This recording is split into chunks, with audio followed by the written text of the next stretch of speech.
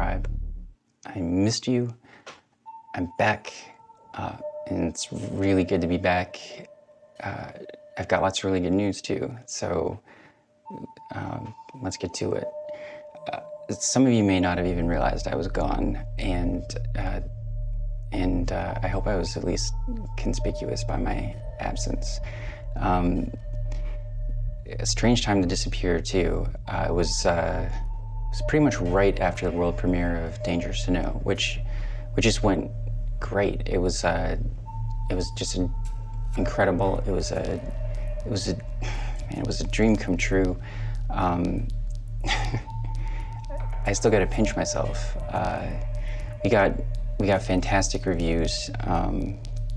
Some of the directors that I was compared to, some of the films that we got compared to, The Shining. It's Kubrick. Gone Girl, The Girl with the Dragon Tattoo. Those are Fincher. The music got compared to Trent Reznor. It was just really incredible, and it was an incredible day and an incredible experience. I think there's something to be said for IMAX, and had it been London and an IMAX premiere at Leicester Square, like it was originally scheduled to be, that would have been it just would have been the most amazing place for your very first feature film's first screening, making a world premiere on an IMAX screen. It just would have been so cool. But it's a pandemic, and it was still really cool having it online, because it actually got rid of the limit of seating. I mean, even though those IMAX screens were gigantic, and the largest one had, the largest theater had the capability of sitting 750 people. I've never been in an IMAX theater that was that big. And we were close. It was about a month away when the organizers made the right decision, but where unfortunately things got bad enough that they needed to pull the plug on the physical festival. But at least we got to do it digitally. We ended up reaching even more people, and it was fun because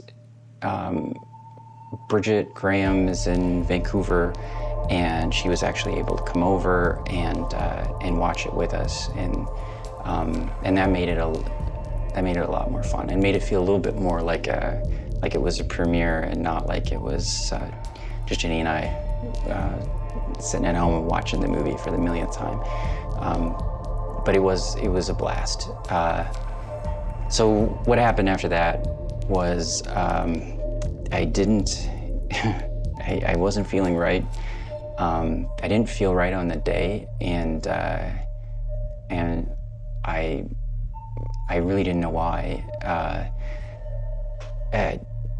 It turned out that what I thought had been just a stiff neck that I had incurred while I was writing Superhuman, because I had to put my body through, I think, more than I've ever had to put my body through over a short period of time when I was doing that one. And I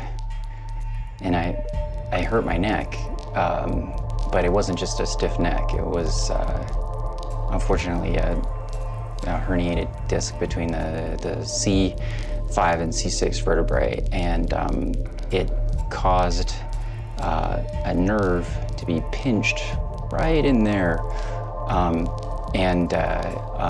There's stories right now only Jenny knows, but I'm sharing with you.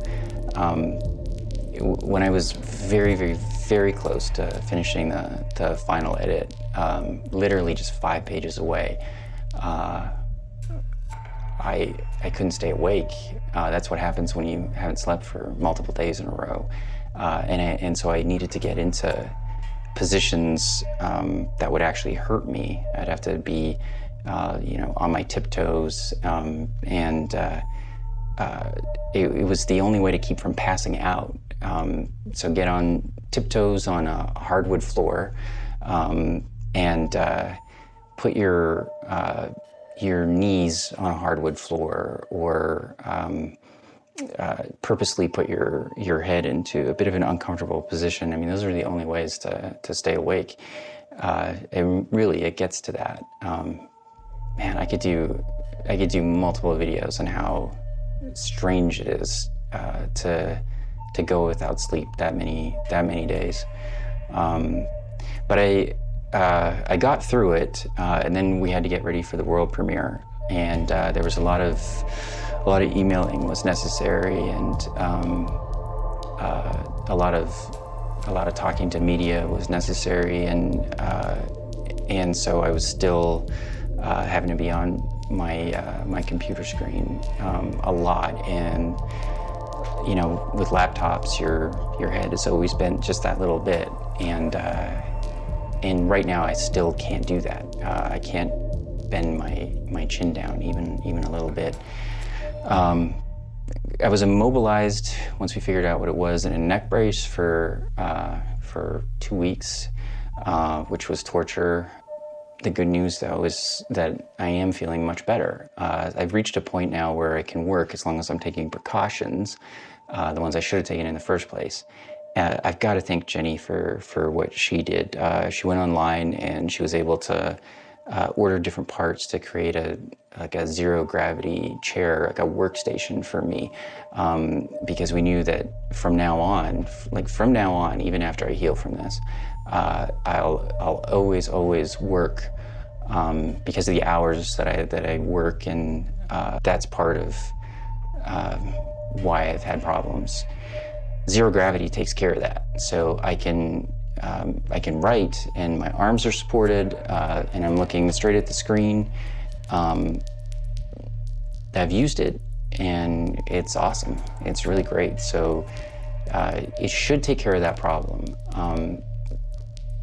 She also has been like a physical therapist for me, and it has really helped keep my muscles pliable, and that's something I've really had to work on. My health has become #1, so I'm now focused on being hydrated. Removed, like I thought I ate really healthy. Apparently there were new levels I could get to, and I've gotten to that now. And I've been able to lift weights again, which is really nice.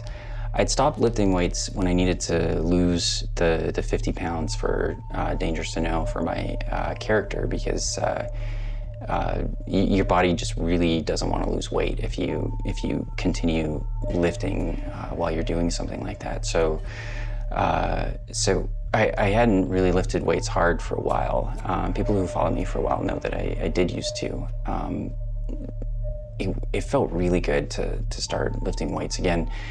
And at my age, I was just really happy that I got results. I think some of the things that I've been doing with my nutrition, even before I got hurt, luckily paid off, because I've heard stories about guys in their 40s and just losing a step, and I was worried about it, but everything bounced back really nicely, so thank goodness. All right, where are we at now then? So I can work again. I can finally look at a screen without getting a headache.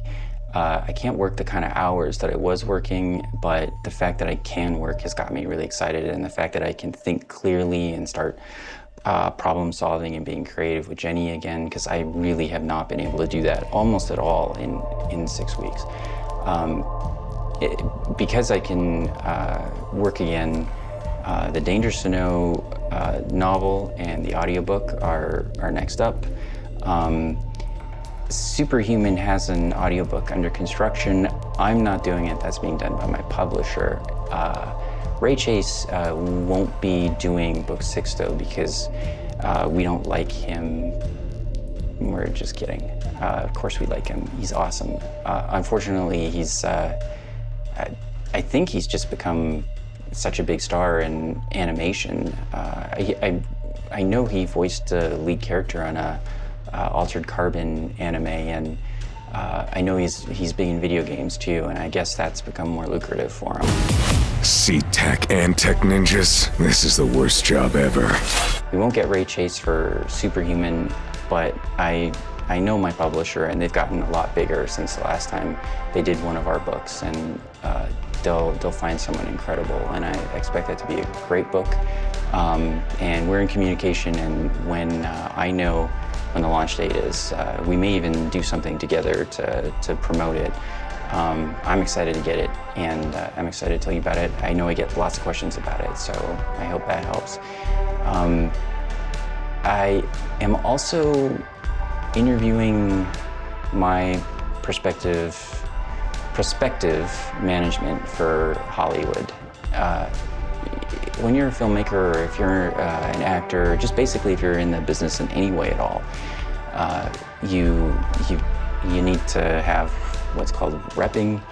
I've been approached by reps before. In fact, Dangerous to Know only exists because I was approached by a rep about turning the Posthuman series into films.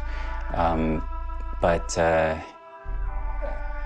I'm finding the right situation for me, because I'm going to use that now to get distribution for Dangerous to Know, and I think after the success with the film festivals, I mean, it's just about unheard of to get a unrepped movie into a major film festival. To get it into the largest genre film festival in the English-speaking world, which is what Fright Fest in London is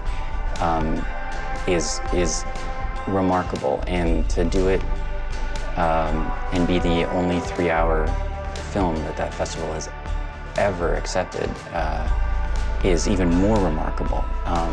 And was so much so that the largest genre film festival in North America, which is called Beyond Fest, has already asked for Dangerous, and so I think we've proven what we needed to prove, and I think now it's time to find a home for Dangerous, and we'll see which home it is, and we'll see which form it takes.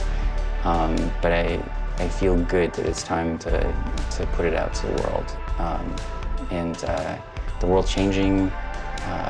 What's going on with movie theaters, what's going on with streaming is it's in the news just about every day, and it's actually pretty fascinating, and it's scaring a lot of people, and I understand that,